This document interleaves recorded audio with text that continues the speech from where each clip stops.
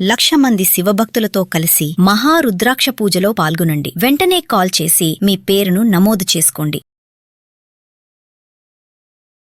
నమస్తే రమ్మగారు. నమస్తే జయ. రమ్మగారు, చందమామ కథ ఏదైనా ఒకటి చెప్పండి. కళింగ రాజ్యం అనే రాజ్యంలో ఒక రాజుగారు ఉండేవాడట. అయితే ఈ రాజు ఏంటంటే ఆయనకి ప్రజల సంపద మీద ఎక్కువ ఆసక్తి. వాళ్ళ ఇంట్లో తన ఇంట్లో ఏదైనా ఫంక్షన్ ఉంటే ప్రజల నుంచి మీ దగ్గర ఉంటే పట్టరండి, మీ దగ్గర వింటే పట్టరండి, ప్రజల్నే పీడించేవాడు. పన్నులు వచ్చేవి, సంవత్సరానికి 10% 11% ఇంత కట్టాలని ఉండేది. ప్రతివాడు ఎవరి వ్యాపారాన్ని బట్టి వాడి సంపాదన బట్టి పే చేయాల్సిందే. కానీ ఎంతసేపు ప్రజల దగ్గర నుంచి నేను ఒక బంగారు సింహాసనం చేసుకుంటాను, మీ అందరూ బంగారం ఇవ్వండి అని అందరినీ వెంబడబడి తీసుకునేవాడు. ప్రజలు విసిగిపోతూ ఉండేవారు వాడితోటి. అయితేనట ఈ కళింగ రాజ్యంలో మేధావిపట్నం అనే ఒక ప్లేస్ ఉండేదట, మెహదీపట్నం లాగా. అయితే ఈ మేధావిపట్నంలో ఉన్న వాళ్ళంతా చాలా తెలివైన వాళ్ళుగా ప్రసిద్ధి. పేరుకు తగ్గవారా? పేరుకు తగిన వాళ్ళు అందరూ మేధావులే అక్కడ ఉన్న వాళ్ళంతా. అయితే వాళ్ళు ఏం చేశారట, తమ రాజ్యంలోకి తమ ప్లేస్లోకి వేరే వాళ్ళు రాకుండా, అంటే ఇవి కళింగ రాజ్యం అంటే అదేదో చిన్న ప్లేస్ కాదు కదా, బోల్డని ఊళ్ళ సమాహారం కలిస్తేనే రాజ్యాలు అవుతాయి. ఈ పర్టికులర్ మేధావిపట్నంలో వాళ్ళు ఏం చేశారంటే వాళ్ళ మొత్తం ఊరు చుట్టూతా, ఆ ప్లేస్ చుట్టూతా గోడ కట్టుకున్నారు. గోడ కట్టడమే కాకుండా దానికి గేటు పెట్టి తాళాలు వేసుకుంటారు వాళ్ళు ఎప్పటికప్పుడు. మనకు కూడా ఇప్పుడు కాలనీస్ అట్లా ఉంటాయి చూడు, అటు ఇటు గేట్లు ఉంటాయి. 11 అయ్యాక ఎవరిని రానివ్వరు, వాచ్మెన్ నుండి కనుక్కునే పంపిస్తారు. అట్లా గేటు పెట్టుకున్నారు. అయితే రాజుకి కర్ణాకర్ణిగా పట్నం గురించి తెలుసు అతనికి. ఎప్పుడైతే వాళ్ళు ఈ గోడ కట్టారని తెలిసినప్పుడు ఆయన ఒళ్ళు మండింది. ఏంటి గోడ కడితే మమ్మల్ని రానివరా వీళ్ళు అని. వాళ్ళు ప్రతి సంవత్సరం పన్ను కట్టేస్తారు. ఊరికే ఏమీ అనలేము, పని వాళ్ళు అక్కడికి వెళ్ళాలి బోళ్ళు దూరం. వీళ్ళు తాళాలు వేస్తారు, గేటుకి గడి పెట్టారు, తాళం వేస్తున్నారు అనేసరికి ఆయన ఒళ్ళు మండిపోయింది. అంటే వాడు నేను ఫలానా అని నేను అడిగితే కానీ తలుపు తీయడు వాడు. కాబట్టి మేధావిపట్నం మీద వెళ్ళిపోయి వాళ్ళ దగ్గర ఏముంటే అదంతా మొత్తం లాక్కు రావాల్సిందేనని తన సైనికులకి వాళ్ళకి వీళ్ళకి చెప్పాడు. చెప్పేసరికల్లా ఏమైంది, రాజుగారు బయలుదేరాడు. మొత్తం 100-150 మందిని వేసుకున్నాడు. ఫుల్ జనం అంతా గుర్రాలు వేసుకుని వచ్చారు. దూరం నుంచి మనకి గుర్రపు డెక్కల చప్పుడు 1-2 అయితే ఊరికే టిక్ టిక్ అని వినిపిస్తుంది. 100 గుర్రాలు వస్తుంటే మోతగా ఉండదు ఒకటి. అక్కడి నుంచి దుమ్ము లేస్తుంది, దూరం నుంచే దుమ్ము కనపడుతుంది. మనకి పల్లెటూళ్ళల్లో కొన్ని తెలివితేటలు ఉంటాయి. ఇప్పటికీ నాకు ఆశ్చర్యంగానే ఉంటుంది. ఎక్కడో ఆవు ఉంటే అది ఇంటికి వస్తుందని వీళ్ళకి తెలుస్తూ ఉండేది. మనం వాళ్ళ ఇంటికి వెళ్తాం, మనకు తెలీదు, కానీ వాళ్ళకి తెలుసు. ఎందుకంటే ఆవు నడిచేటప్పుడు ఒక చిత్రమైన శబ్దం వస్తుంది. వాళ్ళ పర్టికులర్ ఆవు శబ్దం ఎలా ఉంటుందో ఆ ఇంటి వాళ్ళకి తెలుసు అనమాట. ఎప్పుడు మనకి ఆ సెన్స్ అవి కరెక్ట్గా దాని మీద దృష్టి ఉన్నప్పుడు, ఫోకస్ ఉంటే తెలుస్తుంది. ఈ మేధావిపట్నం అంతా మేధావులని చెప్పుకున్నాం కదా, వీళ్ళకి 100 గుర్రాల డెక్కల చప్పుడు, గిట్టల చప్పుడు, సకిలింతలు, తర్వాత ఈ సైనికులు కనుక వస్తుంటే వాళ్ళ బల్లేలు వాళ్ళు పైన ఒక వేసుకుంటారు కదా మన కవచాలు లాంటివి. ఈ బల్లేలు కవచాలు రాసుకునేటప్పుడు ఒక చిత్రమైన సౌండ్ వస్తుంది. ఒకటైతే చిన్న సౌండ్ వస్తుంది, 100 అయితే బోల్డ్ వస్తుంది కదా. ఈ మొత్తం సౌండ్ని బట్టి రాజు ఖచ్చితంగా దండుతోటి వస్తున్నాడని తెలిసేసుకున్నారు వీళ్ళు. తెలుసుకుని తాళం వేశారు. వేసేసి ఓ 50 మంది 100 మంది అక్కడ రెడీగా నుంచున్నారు. వీళ్ళు వెళ్ళి తలుపు కొట్టారు, వాళ్ళు తలుపు తీయలే. వాళ్ళు తోశారు, వీళ్ళు ఇటు నుంచి తోస్తున్నారు. ఇక రాజు ఊరుకోలే. ఏమిటి మనం వస్తే మనం ఇంతమంది వచ్చామని వాడు చూసి తలుపు తీయాలి, తీయట్లేదంటే వీటి సంగతి చూద్దామని పగలగొట్టేయండి రా తలుపు అన్నారు. పగలగొట్టడానికి ఏం చేశారు, అప్పట్లో సాధనాలు ఏమైనా, వీళ్ళు యుద్ధానికి వచ్చారు కదా, అంటే పోరాడి తీసుకోవడానికి వచ్చారు. పెద్దగా సుత్తులు శానాలు వాళ్ళేం తెచ్చుకోలే. ఆ పక్కనేవో ఆ చెట్లు ఈ చెట్లు ఉంటే ఓ చెట్టు దొంగోడు పట్టుకుని తలుపుని కొట్టడానికి ట్రై చేశారు. పెద్ద గేట్ అది. వీళ్ళు ఇటు నుంచి తోస్తుంటే ఈ యువతల వాళ్ళు గట్టిగా ఆపుతున్నారు. ఈ రాజు కోపం వచ్చేసింది. ఓ పక్కన మనం కొడుతూ ఉంటే మళ్ళీకి ఎదురు ఇది చేస్తున్నారు వీళ్ళు.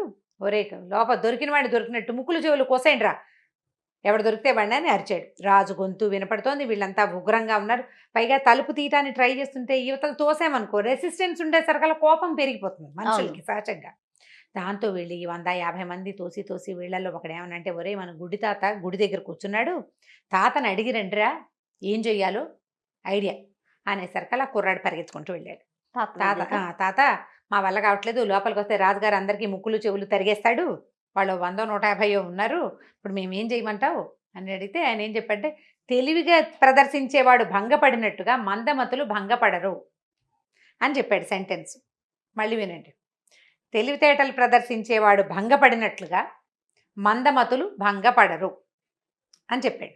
ఈ వాక్యం చెప్పైతే పుచ్చుకుని ఆ కుర్రాడు పరిగెత్తుకుంటూ వచ్చి ఇక్కడ ఉన్న వీరాధి వీరులు 100 మంది ఉన్నారుగా తలుపులు ఆపుకుంటున్న వాళ్ళల్లో ఒకడికి పెద్దవాడికి చెప్పాడు. తాత ఇట్లా చెప్పాడు అనగానే సరే ఈయన ఏం చేశాడు, వెంటనే ఒక ఐడియా ఇచ్చేసాడు.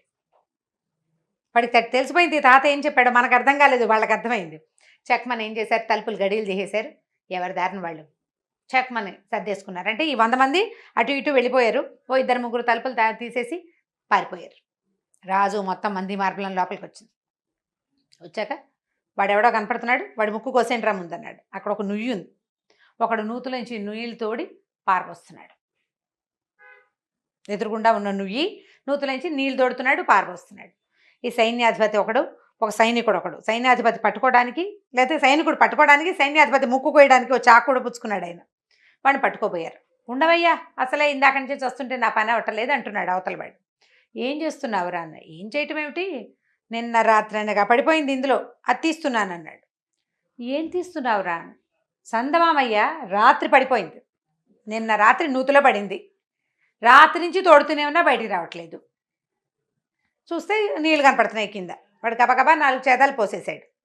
అక్కడి నుంచి వాడు, చందమామ నీళ్ళలో పడ్డం ఏంట్రా అంటే, అవునయ్యా ఆ మధ్య కూడా పడింది ఒకసారి, అప్పుడు ఇలాగే చచ్చాం, బయటికి రాలేదు, మళ్ళీ నిన్న రాత్రి పడింది, అందుకని తోడు పారబోస్తున్నాను అనేసరికల్లా రాదన్నాడు.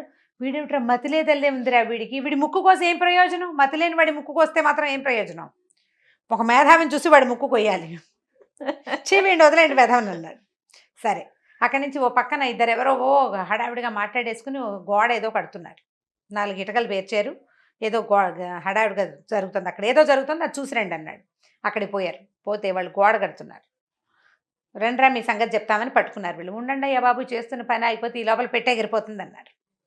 ఏం పెట్టె ఎగిరిపోతుందిరా? పెట్టె ఎగిరిపోతుంది, ఎగిరిపోవటమే పెట్టె లక్షణం అంటే. కాదండి, పిట్ట చెట్టు మీద ఉంది చూడండి అన్నారు. అక్కడ ఒక ఆ నీలం పిట్ట, పాల పిట్ట ఒకటి అక్కడ కూర్చుని ఉంది చెట్టు మీద.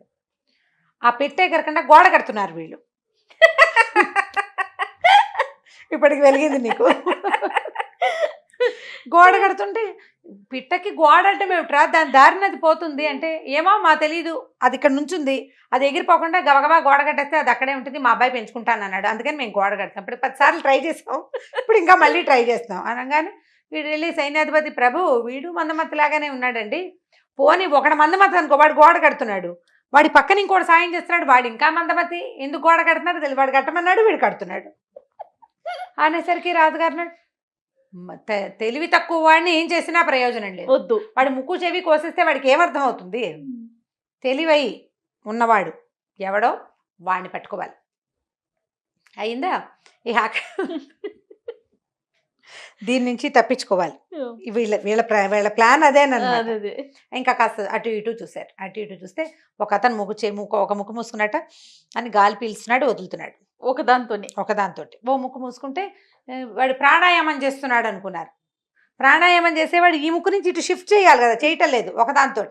అప్పుడు ఈ దగ్గరికి వెళ్ళేసరికి, బాబు మీకు కళ్ళు కనపడతాయండి అని అడిగాడు. ఆ గాలి పీలుస్తున్నవాడు, ముక్కుతో ప్రాణాయామం చేస్తున్నవాడు ఒక ముక్కుతోటి. కనపడుతుంది బాబు, నా చత్వారం అండి, పెద్దగా కనపడదు, దూరంగా అక్కడ ఒక కొలిమి మండుతోందా లేదా చూడండి అన్నాడు. కొలిమా? ఇక్కడ ఏమీ లేదు, ఇక్కడ ఎక్కడుంది కొలిమి, ఇక్కడ ఏం లేదంటే, కాదండి కొండను చూసారా, కొండ పక్కన ఒక కొలిమి ఉందండి, దానికి వాళ్ళు గాలి కావాలన్నారు, నేను ఇక్కడ కూర్చుని ఊతున్నానండి. ఏమిటి, కిలోమీటర్ అవతల ఓ కొండ ఉంటే ఆ కొండ పక్కన ఒక కొలిమి ఒకటి ఉంటే ఆ కొలిమికి కావలసిన గాలి వీడు ఒక ముక్కుతోటి వదులుతున్నాడు అనమాట. గట్టిగా పిలుస్తున్నాడు, వదులుతున్నాడు. వీడు ఇంకా అయోమయంగా ఉన్నాడు. వీడు అసలు లాభం లేదు. రాజుగారికి చాలా నవ్వచ్చు. ఏమిట్రా వీళ్ళంతా ఇలా ఉన్నారు, వీళ్ళు మేధావులు అనుకున్నా, వీళ్ళ బొందా, వీళ్ళు ఏం మేధావులుగా గీధావులుగా ఏమీ లేరు. ఇంకొన్ని ఎవడైనా చూడండి, ఎవడో ఒకటి ముక్కు కోస్తే గానీ ఈ ఊరు నుంచి వెళ్ళకూడదు, ఇక వెతకండి అన్నాడు. వెతుకుతున్నారు జనాలు, తెలివి మనుషులు కనపడి. ఎవరిని చూసినా ఒకడేమో చెట్టు మీద కూర్చుని, వాడు కూర్చున్న కొమ్మనే నరుక్కుంటూ ఉంటాడు ఒకడు. అక్కడి నుంచి ఒక చిన్న పిల్లిని పట్టుకుని ఒకవాడు ఒక మంగళతను ఒక ప్లేట్ పెట్టి తేలిగ్గా దాని గుండు చెక్కుతున్నాడు ఒకడు. అక్కడి నుంచి ఒక చిన్న పిల్లాడిని కూర్చోబెట్టి ఒకడు బోధిస్తున్నట్ట, ఏంటో చెప్తున్నాడు. ఏం చెప్తున్నారంటే, రామాయణం చెప్తున్నానండి అన్నాడు. రామాయణం ఏరా, రాముడు ఎవరో తెలుసా అంటే వాడు కాళ్ళు మెటకరించి చూస్తున్నాడు. వాడేం మాట్లాడట్లా. సరే, రాముడు భార్య పేరేమిటి? సమాధానం లేదు. రాముడు వాళ్ళ అమ్మ ఎవరు, నాన్నెవరు? వాడేం మాట్లాడటల్లా. ఏంట్రా వీడేం మాట్లాడు, ఏం చెప్పావు రామాయణం అంటే, ఏమోనండి వాడు మూగా చెమిటి, వాడికి చెప్పమన్నారు నేను చెప్తున్నాను. మూగా చెమిటి వాడికి వినపడదు, మాట్లాడలేడు, నువ్వు రామాయణం చెప్పి ఏం ప్రయోజనం? దాంతో రాధ లాభం లేదు ఇక్కడ, ఇది పిచ్చి ఊరు, వీళ్ళ దగ్గర డబ్బులే ఉంటాయరా, ఇంత తెలివి తక్కువ వేధాలు ఉన్న ఊళ్ళో రూపాయి ఉండదు.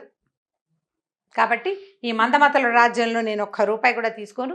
పిచ్చి వేధవులు వీళ్ళంతా ఎట్లా బతుకుతారో ఏం పాడో, మనం తెచ్చిన బియ్యం గియ్యం అన్ని వీళ్ళ దగ్గర పోయండి, వాళ్ళు కనీసం అది వండుకునైనా బతుకుతారు, వీళ్ళ బాగుందా అని ఆయన రాజుగారు ఏం చేశాడు, ఆ తెచ్చిన సామాగ్రి వాళ్ళు తెచ్చుకున్నారు. ఇక్కడ ఏదైనా దొరుకుతాయని తినడానికి తెచ్చుకుంటారు కదా ఆహార పదార్థాలు 100 మంది కోసం, అవన్నీ అక్కడ పోసి అందరూ మెల్లిగా తటపట సర్దుకుని రాజుగారు సైనికులు వెళ్ళిపోయారు. తాళాలు ఒకటి వీళ్ళ బాధ, గేట్ ఒకటి వీళ్ళ మొహానికి, మళ్ళీ దానికి తాళం ఒకటి వీళ్ళ తెలివి తక్కువతనానికి అని చెప్పి అక్కడ గేట్ మీద రాయించాడు అనమాట. మీరు మా రాజ్యంలోకి రాకండి, మీ ఊళ్ళోనే మీరు ఉండండి అని చెప్పి. ఆయన వెళ్ళంగానే ఈ మేధావులందరూ దగ్గరికి చేరి గుడి తాతను పిలిచారు, నవ్వుకున్నారు. వాళ్ళు రాజును తప్పించేసుకున్నారు. ఎందుకంటే ఇప్పుడు నువ్వు తెలివిగా ప్రవర్తిస్తే అవతల వాడు నీ తెలివి తుంచడానికి ట్రై చేస్తాడు. నువ్వు తెలివి తక్కువగా కనపడితే ముందే ఇక నిన్ను వదిలేస్తారు కదా. వీడికి ఏం తెలియదు అన్న ఒక్క మాటతోటి సింపుల్గా తప్పించేసుకోవచ్చు. దాంతో దెబ్బకి రాజుగారు వెళ్ళిపోయాడు. వీళ్ళు ఇంకెప్పుడు రాజు మన జోలికి రాడని అందరూ పొట్ట చక్కలయ్యేలాగా నవ్వుకున్నారు. ఒక్కొక్కడికి వచ్చిన ఒక్కొక్క ఐడియా చూసి ఎంతంత మంచి మంచి ఐడియాలు వచ్చినాయి, సూపర్ ఐడియాలు తెచ్చామని చెప్పి చాలా సంతోషించి సంకలు గుర్తుకుని హ్యాపీగా ఉన్నారు. కథ కంచకి మనం ఇంటికి. చాలా బాగుంది రమ్మగారు. స్లోగా చెప్పాలి, నిదానంగా చెప్పండి, ఇంట్రెస్టింగ్ గా ఉంటుంది కథ. ఎక్సలెంట్ అన్నమాట. నవ్వి నవ్వి నాకైతే ఇవన్నీ నొప్పులు. మొదటి ఫస్ట్ నీకు వెలగలేదు, బావిలో చందమామకి వెలగలని స్లోగా ఉన్నావు, తర్వాత నుంచి నీకు అర్థమైంది. ఒక్కొక్క సిచ్యువేషన్ అప్పుడప్పుడు చెప్పచ్చు, ఒకేసారి కాకపోయినా పిల్లలకి ఫన్నీ అలా చెప్పచ్చు, ఫన్నీగా ఉంటుంది.